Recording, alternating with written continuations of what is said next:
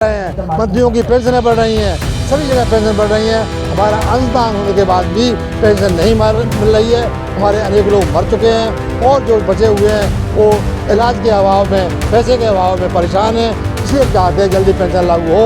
हमारी कम से कम पेंशन 7,500 पेंशन, 7,500 प्लस पेंशन दिए, 15,000 पेंशन केंद्र शासन जल्दी EPF को डंगा लगा रहा है, वो डंगे को खत्म करें और जो कमियाँ हों वो शासन उनको पूरी करे। तो हमारे अशोक राउत साहब हैं और उसका फल अगर कोई ये कहता है यहाँ पर अगर हाजिर हैं कि उन्होंने क्या किया, इतना मैं कहना चाहता हूँ। ये 5,000 की मजदूरों की भीड़, पेंशनरों की भीड़, ये इसका सबूत है। अब एडॉक बेसिस पे जो है वेतन पेंशन का पुनरीक्षण किया जाएगा क्या, तो ये काय के लिए है। अपने जब शासन के आगे शासन के नियमानुसार अपने पेंशन अपने वेतन से पेंशन फंड का जमा किया है, ये काय के लिए क्या जरूरत है आपकी कमेटी बनाने की। ये सिर्फ टाइम पास करने की जो है वो ये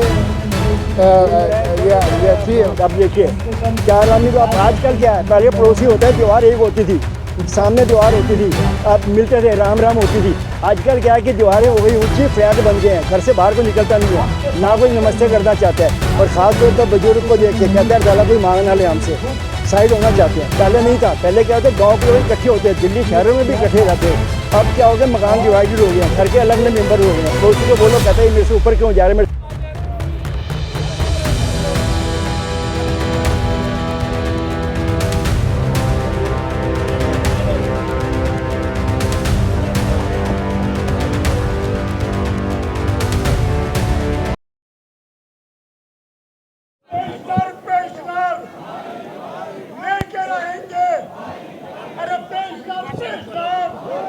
तो देख सकते हैं जंतर मंतर में EPS 95 की मांग को लेकर यहाँ पर देश के अलग अलग कोने से जो पेंशनर हैं, रिटायर्ड कर्मचारी, वो यहाँ पर आए हुए हैं। 2 दिन का धरना था, आज अंतिम दिन है। उसी के चलते यहाँ पर आज जो अपनी बात को सरकार तक पहुँचाने के लिए यहाँ पर वक्तव्य चल रहा है। आप देख सकते हैं मंच पे से सफर था और अभी बाकी है। उसके रहनुमा के लिए एक शेर आपसे कहना चाहता हूँ, वो है ये शेर मेरा NSC के लिए। अकेला ही चला था जानिबे मंजिल मगर, अकेला ही चला था जानिबे मंजिल मगर, लोग आते गए और कारवां बनता गया। आज आसाम से लेकर बॉम्बे तक, यूपी से लेके हमारे हैदराबाद और कर्नाटक तक अगर किसी ने आवाज उठाई मजदूरों की, पेंशनरों की, तो वो हमारे अशोक राउत साहब हैं। और उसका फल अगर कोई ये कहता है यहाँ पर अगर हाजिर हैं कि उन्होंने क्या किया, इतना मैं कहना चाहता हूँ। ये 5,000 की मजदूरों की भीड़, पेंशनरों की भीड़, ये इसका सबूत है। नेतृत्व द्वारा जो आह्वान किया गया था 4 अगस्त और 5 अगस्त को राष्ट्रव्यापी आंदोलन, धरना आंदोलन, क्यों कि अब 11 साल से 8-10 साल 11 साल से हम लोग जो है मिनिमम पेंशन की मांग कर रहे हैं कि 7,500 पेंशन कम से कम, और पेंशनर को मेडिकल सुविधा फ्री अच्छी मिलना चाहिए। ये प्रमुख 2 मांगे हैं। इसके लिए हम लगातार 2014 से भी पहले से कर रहे हैं। अभी रामलीला मैदान में 2013 में तब प्रकाश जावड़ेकर थे, भारतीय जनता पार्टी के प्रवक्ता, उन्होंने जब विपक्ष में बैठते थे उन्होंने बोला अरे आप लोगों को 1,000 पेंशन है, बहुत कम मिल रही है क्या, और हमारी सरकार आएगी तो हम 90 दिन में जो है आपको 3,000 पेंशन देंगे। और कोश्यारी कमेटी भी बैठाई थी, कोश्यारी कमेटी की रिपोर्ट भी थी राज्यसभा में, पिटीशन नंबर 147 है वो, उसमें दिया हमारा रिक्वेस्ट की है कि पेंशनरों को कम से कम 3,000 पेंशन दी जाए, साथ में महंगाई भत्ता।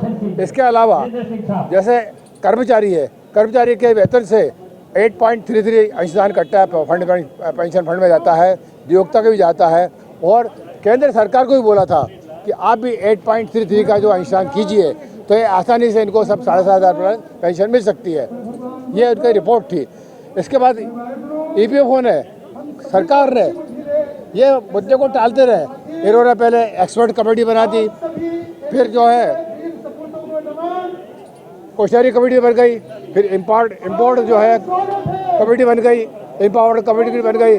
उसने जो है उसको 3 महीने में रिपोर्ट देना थी, 1 साल भर में उसने रिपोर्ट दी है और वो भी 2000 की रिकमेंड करी और हायर पेंशन के लिए उसने तो कोई रिकमेंड की नहीं है। इसके बाद पार्लियामेंट ने सब एक कमेटी बिठा दी और उसने तो आज तक कोई रिपोर्ट दी नहीं है। इसके बाद अभी और बोल रहा है वो कि अब एडहॉक बेसिस पे जो है वेतन पेंशन का पुनरीक्षण किया जाएगा। क्या तो ये काय के लिए है? हमने जब शासन के आधार शासन के नियमानुसार अपने पेंशन अपने वेतन से पेंशन फंड में जमा किया है, ये काय के लिए? इसकी क्या जरूरत है आपकी कमेटी बनाने की? ये सिर्फ टाइम पास करने की जो है वो ये बात थी। हम ये कहना चाहते हैं कि हर आदमी को पैसे की ज़रूरत है, तो ज़रूर आदमी जो नौकरी नहीं कर रहे, जिनके पास कोई सोर्स नहीं है, वो कहाँ से लाएंगे पेमेंट? बाकी को पेंशन मिलती है, हमारी पेंशन कोई भी नहीं है। एक 2200 रुपये फिक्स हो गई है या 1000 फिक्स हो गया है, जो भी है उस पर ना कोई डीए है और ना कोई इंक्रीमेंट है। इसे 11 साल से वो सेम अमाउंट है। क्या 11 साल से महंगाई उतनी नहीं बढ़ी है क्या? हम उस चीज़ के लिए अपने हक के लिए मांग रहे हैं, बाकी किसी के लिए किसी चीज़ से नहीं हम और कहना चाहते, अपना हक मांग रहे हैं जिससे हमारा काम चल सके। हमारे को भी मेडिकल की ज़रूरत है, हमें भी खाने की ज़रूरत है, हमें भी हर तरह की ज़रूरत है, हमें भी पैसे चाहिए। Thank you. सवाल एक बनता है, पहले जो सरकार चलती थी, आप बड़े बुजुर्ग लोग हैं सभी, जो हमारी मांग नहीं पूरी करते उसकी हम सरकार गिरा दिया करते थे, उसके चूल्हे हिला दिया करते थे। आप लोग 11 साल से संघर्ष कर रहे हैं और आपकी मांग नहीं पूरी हो रही है, तो आप लोग सरकार को क्यों बना रहे हैं? सर देखिए, कहने की बात यह है कि एक आदमी से कुछ नहीं हो सकता, ठीक है। यहाँ होता है कि सामने सारे खड़े होते हैं और जब कोई बात आती है किसी को बोलने के लिए या कुछ करने के लिए तो वो पीछे हट के चले जाते हैं, सपोर्ट में नहीं खड़े होते आके। यहाँ कमजोरी हो गई है। पहले क्या था, एक दूसरे के लिए फाइट होती थी, ये नहीं कि मैं अकेला नहीं हूँ, कहते हम उसके लिए मैं करना चाहता हूँ। आज का हर आदमी अपने लिए लड़ना चाहता है। 78-80 लाख पेंशनर हैं। हाँ जी, हाँ जी। उनके जो बुजुर्ग जितने हैं उनके कम से कम घर में 4-5 मेंबर होंगे। सबके हैं सर, सबके हैं सर। अगर वो अपने 5 बंदों को समझाएंगे, 2 आदमी तो मानेगा। बिल्कुल सर। भाई पड़ोस में जो है, मैं जाता हूँ, मेरे 10 आदमी हैं, 10 में से मैं किसी को सलाह दूंगा, 2 आदमी तो मानते हैं। सर अब देखिए, 4 आदमी को आप आजकल क्या है, पहले पड़ोसी होता है, दीवार एक होती थी, सामने दीवार होती थी, अब मिलते थे, राम राम होती थी। आजकल क्या है कि दीवारें हो गई ऊंची, फ्लैट बन गए हैं, घर से बाहर को निकलता नहीं है, ना कोई नमस्ते करना चाहता है। और ख़ास तौर पर बुजुर्ग को देख के कहते हैं साला कोई मांग ना ले हमसे, साइड होना चाहते हैं। पहले नहीं था, पहले क्या होता है, गाँव के लोग इकट्ठे होते हैं, दिल्ली शहरों में भी इकट्ठे रहते। अब क्या हो गया, मकान डिवाइडेड हो गए हैं, घर के अलग अलग मेंबर हो गए हैं। पड़ोसी को बोलो, कहता है मेरे से ऊपर क्यों जा रहा है, मेरे से नीचे क्यों जा रहा है, ये हो गया। पहले यूनिटी थी, अब यूनिटी ख़त्म होती जा रही है। क्यों? हमारे अंदर ही गलत होता है। मैं शशिवान सिंह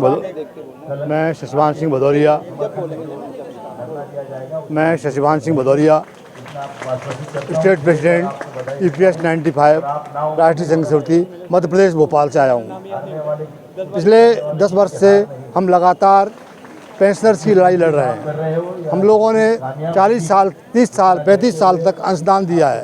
अंशदान के बावजूद भी हमको पेंशन 1100 रुपये मिल रही है, जो बहुत कम है। इसी को लेकर के अनेक पेंशनर परेशान हैं।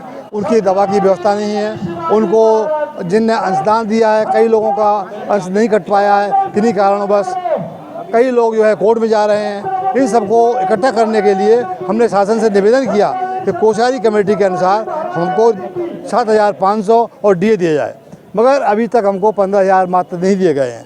केंद्र शासन चाहे तो उसको ठीक करके हमारे अंशदान से ही हमारी पेंशन दे सकता है, और यदि कहीं कम ज़्यादा पड़े आगे, क्योंकि पेंशनर बहुत बढ़ रहे हैं कि प्राइवेट कंपनियों में सभी पेंशन आ रहे हैं। मैं परिवहन निगम से हूँ, अन्य कई लोग अन्य विभाग से हैं।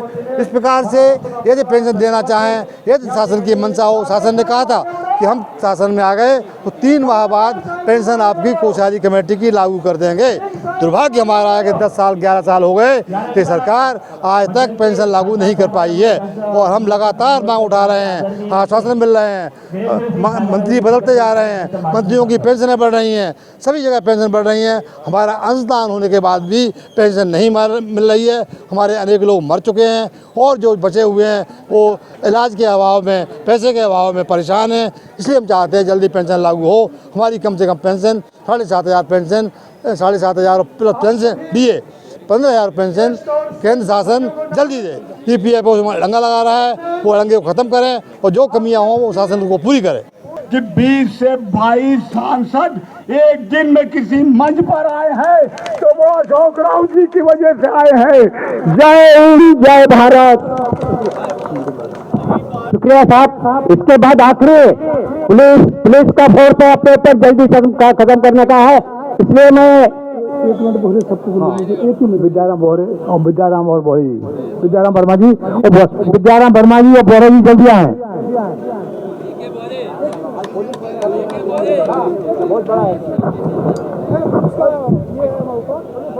बहुत हम तो कहेंगे एक बहुत बड़े यज्ञ की पूर्ण आहुति की आखिरी समय अब आ गया है। मैं भिंड से बीके बहोरे EPS पेंशनर आपके समक्ष उपस्थित हुआ हूं। बहुत महत्वपूर्ण बात है क्योंकि शॉर्ट में ही सब कुछ आना है। अब दो काम होना है कि एक काम तो ये होना है कि अगर हिंदुस्तान की अगर सबसे गरीब कौम हिंदुस्तान की नहीं पूरे विश्व की अगर सबसे गरीब कौम है तो आज दिल्ली के जंतर मंतर पर ये 1,000-1,500 के ये पगार पाने वाले शायद ही पूरे विश्व में ऐसा कोई व्यक्ति होगा जो नौकरी करने के बाद 1,000 और 500 रुपए की पेंशन पाके अपने बीवी का गुजारा करता होगा। बहुत महत्वपूर्ण है। दो बातें केवल होना है और सब कुछ सारांश आपके बीच में आना है क्योंकि बहुत महत्वपूर्ण है। मैं राष्ट्रीय नेतृत्व से कहूंगा कि मैं शॉर्ट में ही सब कुछ कहना चाहता हूं लेकिन बहुत बड़ी बात करना चाहता हूं। अभी डिस्टर्बेंस करने की कतई जरूरत नहीं। एक बार वो पुलिस वाले आके वो मुझे पता है कि समय खत्म हो गया और आखिरी काल चल रहा है, इसी वजह से 2 पॉइंट में बातें हैं। पहली बात तो ये है कि अब चूंकि ये देश की आत्मा रो रही है तो मोदी जी यानी ये सरकार देश की जहां जंतर मंतर की आवाज आई है, एक नेक काम ले लो कि मोदी तूने सोती कौन जगाई और तूने सोते हुए पेंशनरों को जगाया। दूसरा काम जो है वो बहुत महत्वपूर्ण है कि अगर नहीं गए 3 दिन बीत और भय बिन हो न पीत, अतः मोदी जी खेत जाइए नहीं हम पेंशनर अपने प्राण छोड़ के यहाँ त्यागने को तैयार है। मैं चेतावनी देने आया हूँ कि मेरे पेंशनर साथी पूरी तैयारी के साथ आए थे कि हम अब की बार यहाँ आत्मदाह करेंगे। हमारे भिंड के साथी एक सेकंड में हमारा साथ करें। शुक्रिया साहब, आपका बहुत बड़ा धन्यवाद कहता हूँ। इसके बाद आखिरी का जो संभाषण होगा हमारे राष्ट्रीय अध्यक्ष कमांडर अशोक राव जी से मैं गुजारिश करता हूँ।